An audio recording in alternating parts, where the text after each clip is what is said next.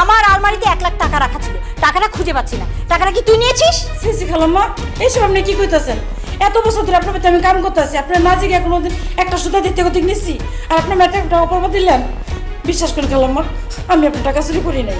টাকাটা তুই নিস নাই? টাকাটা কে নিল? আমি জানি না খালাম্মা, কিন্তু আমি নেই নাই। সাদিয়া, এই সামিহা, সাদিয়া।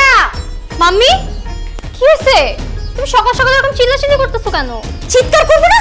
আমার আলমারিতে 1 লাখ টাকা রাখা ছিল, টাকাটা খুঁজে পাচ্ছি না। টাকাটা কে নিয়েছে? তুই নিয়েছিস? তুই নিয়েছিস? হোয়াট?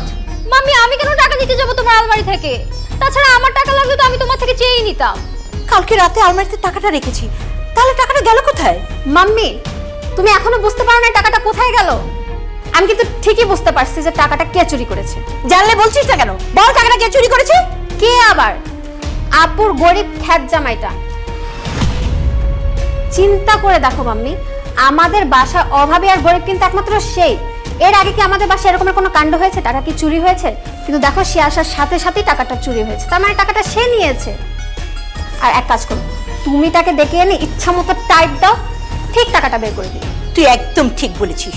ওই গরিব ছোট লোকটা ছাড়া আমার টাকায় কেউ হাত দিতে সাহস পাবে না। শাহিন, এই শাহিন, শাহিন।